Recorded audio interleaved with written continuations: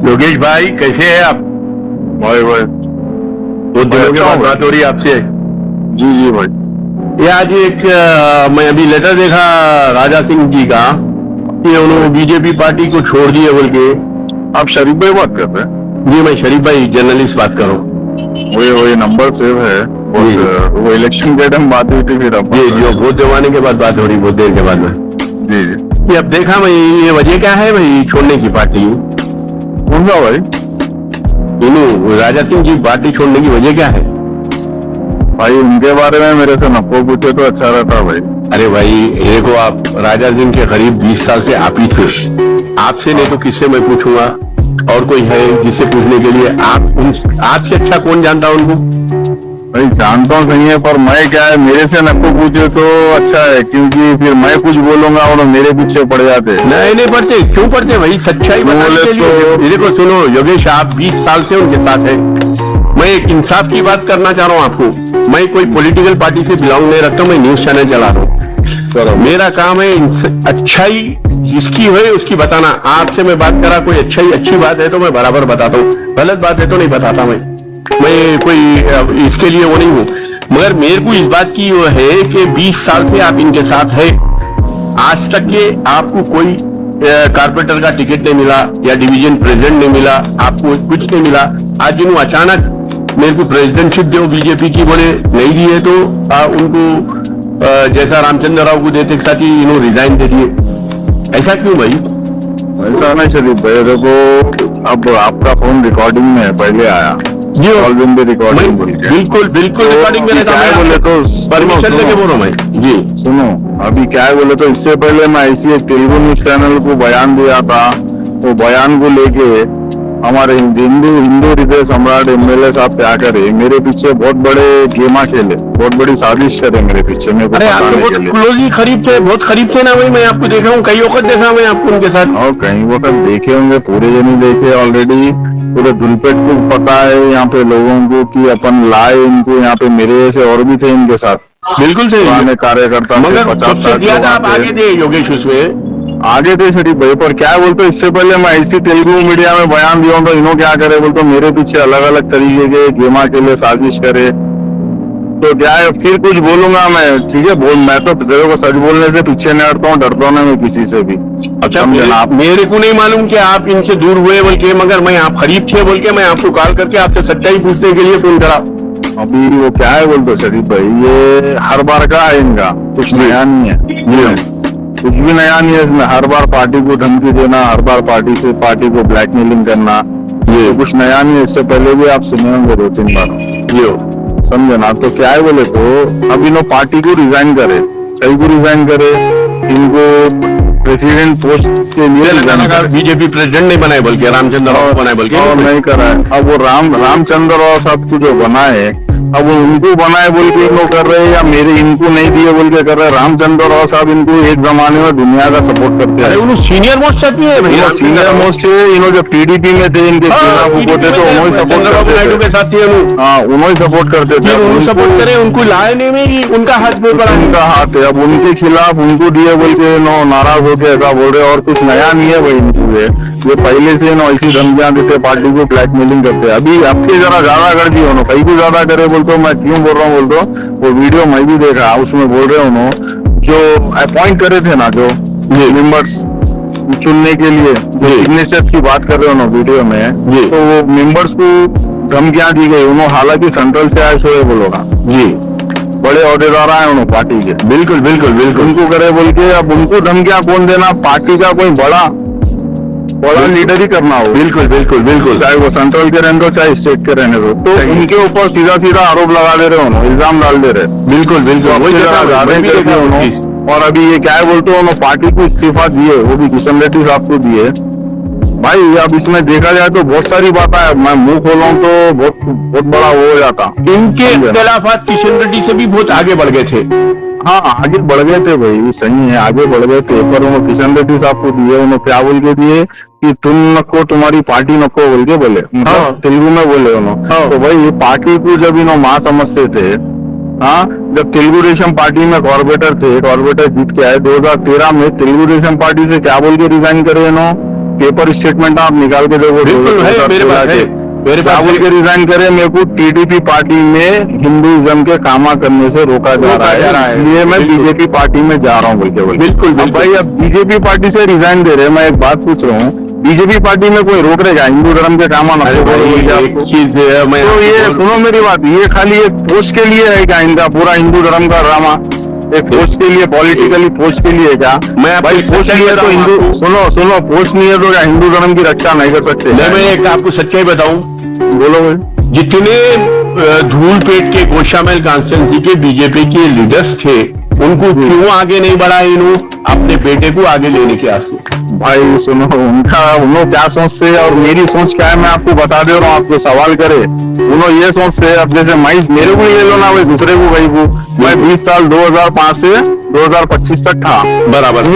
अब इन्हों मेरे को आगे क्यों नहीं बढ़ाना चाहे? मैं जहाँ तक उनको जानता हूँ शायद कोई नहीं जानता दुनिया में। तो इन्हों क्या सोचते बोले तो, अरे अगर योगेश को अपन या कुछ पोस्ट दिए या योगेश को कुछ कमाने का चांस दिए या योगेश को कॉर्पोरेटर बनाए तो योगेश मेरे पीछे कहीं को आता, योगेश अपनी दुनिया में मस्त रहता, अपने कामा कर लेते रहता, इसलिए कोई आगे बढ़ना नहीं, सब मेरे पीछे रहना। अरे भाई वो लोग क्या चाह रहे थे, हम देखिए तो है भाई, हमारी 65 साल की उम्र है, हम पॉलिटिक्स में जमाने से देख रहे हैं, जर्नलिज्म में रह के सबको देख रहे हैं, हम कौन का है। मैं इससे पहले उनसे बात करा क्या में मैं कभी अखलाक के दायरे से हटके नहीं बात करता हूँ, इज्जत से बात करता हूँ, राजा से बात करा। बराबर, इन्हों जो भी सोचते ना खाली इनके लिए सोचते, दूसरों के लिए कभी जिंदगी में सोचे नहीं और सोचेंगे नहीं। और रही बात पार्टी को इस्तीफा देने की, जब किशन रेड्डी साहब को बोल रहे कि मैं आपकी पार्टी न को आप न को, अरे देश का प्रधानमंत्री मोदी जी पार्टी को अपनी माँ मानते, बोलो इन्हों इतने साल रहे पार्टी में, क्या इन्हों पार्टी को माने क्या खाली एक पोस्ट के लिए पार्टी को छोड़ देते, माँ को छोड़ देते? बोलो। और भाई इनको हिंदू धर्म की बात कर रहे हैं, हिंदू धर्म के लिए क्या इन पार्टी में रहना जरूरी है? क्या एमएलए रहना जरूरी है? बिगड़ रह के भी रक्षा कर सकते हैं आप हिंदू धर्म की, इससे बड़े आप पूरे ऑल ओवर वर्ल्ड में नाम है आपका, हिंदुस्तान में नाम हो गया आप। बाल ठाकरे सुनो, बाल ठाकरे साहब थे, सुनो बाला साहब ठाकरे थे, उन्होंने क्या सीएम थे, एमपी थे, एमएलए थे, कुछ भी नहीं थे, पर भी हिंदुओं के लिए लड़ते थे, हिंदुओं की बात करते थे। लड़ सकते भाई, तो वैसा बोलो ना भाई, तुम पार्टी का कहीं को सोच रहे, टिकट का कहीं को सोच रहे, तुम कभी एमएलए का कहीं को सोच रहे, एमएलए से भी रिजाइन कर दो, समझने नहीं आ तो भाई फ्रीडम मिल जाता। मेरी योगेश भाई आपके अलावा कई लीडरों से बात हुई मेरी, उसके अंदर एक ही बात वो आ रही है मेरे को कि ना इन्हों अपनी गोशामहल कॉन्स्टिट्यूंसी के कोई हिंदू लीडर को आगे बढ़ने नहीं देते, और आज की तारीख में इन्हों अपने बेटे को लेके आकर खड़ा करना चाह रहे अपनी जगह। भाई वो उनका जाती मामला है, बेटे को लाने दो या किसको भी लाने दो, पर देखो अब बाल ठाकरे साहब कितने बड़े हिंदू लीडर थे, उनके बेटे का हाल क्या हुआ? पब्लिक पसंद करी क्या उनके? नहीं करी। तो यहाँ भी वही होता, समझे ना, पब्लिक जिसको चाहती है उसको जिताती, बस उनकी एक मजबूरी, यहाँ की पब्लिक की एक मजबूरी है, वो मजबूरी के लिए बस इनको जिताते आते और कुछ भी नहीं, समझे ना। कभी रेवंत रेड्डी को गाली देते, कभी रेवंत रेड्डी की सताइश करते। आप बीजेपी में है, एक कांग्रेस अपोजिशन में है आपके, आप उसकी तारीफ करते, चीफ मिनिस्टर ऑफ तेलंगाना की तारीफ करते, आप बात खुद बोलते हैं कि रेवंत रेड्डी ऐसा करा, रेवंत रेड्डी ऐसा है, फला है, बल्कि लोग एक मुस्तकिल मिजाज आदमी नहीं है ये। भाई मैं बोल रहा हूँ ना, मैं 20 साल गुजार रहा हूँ, ये कोई मजाक की बात नहीं है, मेरी लाइफ के आधी जिंदगी मेरी खराब कर ली उनके पीछे। तो मेरे जैसे और भी लोग आते, आज हमारा हाल क्या है हम लोगों को मालूम है। मेरे ऐसे 50 बच्चे थे, पूरे आज बोल रहा हूँ ना बहुत बुरी हालत में है, पर जी रहे, क्योंकि अपने माँ बाप इनके भरोसे अपने को दुनिया में नहीं लाए, समझे ना। तो इसलिए ये उम्मीद थी इनसे कि इन्हों चलो हम इनको आगे बढ़ाए, हम इनको कांधों में बिठा के घूमे, हमारे कांधों को यूज करे और हमको भी कुछ इन्हों मौका देंगे जिंदगी में बोल के सोचते, पर इन्हों किसी को भी मौका नहीं देते, इन्हों सिर्फ इनका सोचते और किसी का नहीं सोचते। और एक बात रही है पार्टी में रिजाइनिंग की, मैं जहाँ तक पहचानता हूँ ये खाली एक धमकी है, ब्लैकमेलिंग है। उसके बाद क्या होता है, किशन रेड्डी साहब को लेटर दिए, उन्हें मंजूर करते नहीं करते या फिर कोई दूसरा पोस्ट दे देंगे, इनको खामोश बिठा लेते। मगर कार्यकर्ता जो साथ में है उनका तो कभी फायदा नहीं सोचे ना, कभी उनको आगे बढ़ने दिए, नहीं कभी भी नहीं बढ़ने देते भाई, कभी नहीं बढ़ने देते, कभी नहीं दिए। सुने खाली उनका सोचे, सेल्फिश है कोरोना में। योगेश भाई आपसे बात करने का, मैं आपसे यही सच्चाई हकीकत बात करने के लिए मैं कॉल करा, और रिकॉर्डिंग मेरे फोन में रही थी, इसकी वजह से मैं रिकॉर्डिंग करा विथ योर परमिशन, मैं आपको कराऊं।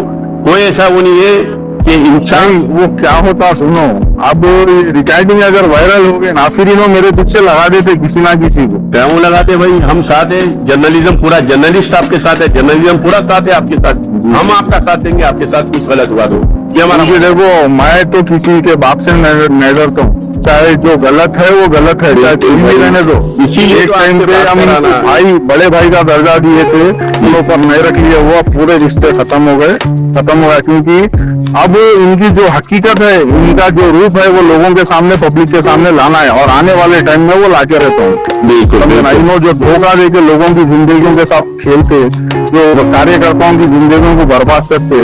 भाई इन्हों, एक बात मैं आपको बोल रहा हूँ, जी। इन्हों एक वीडियो में बोल रहे कि मेरे को अगर टीके, मेरे को प्रेसिडेंट बनाए तो मैं ऐसा करूंगा, गौरव शकों को वो करूंगा, एक उनको सपोर्ट करूंगा फाइनेंशियली, फिजिकली बोल रहे।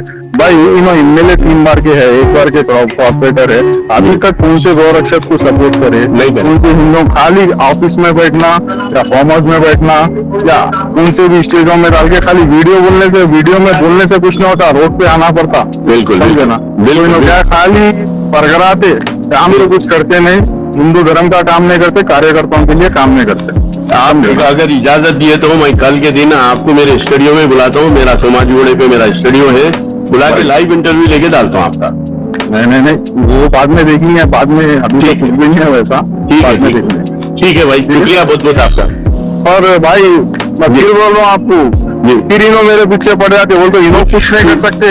सुनो, इन्हों कुछ नहीं कर सकते, खाली आप समझ सकते कौन सी चीज से परेशान कर सकते हैं। करने दो भाई, हम हैं आपका साथ, हम देंगे, हम आपका साथ देंगे बेशक, कभी भी मैं तो देंगे, डरता नहीं, एनी टाइम देखेंगे जो होता है वो ऊपर वाला।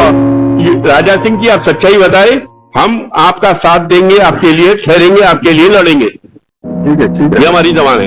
ठीक है, धन्यवाद। धन्यवाद भाई।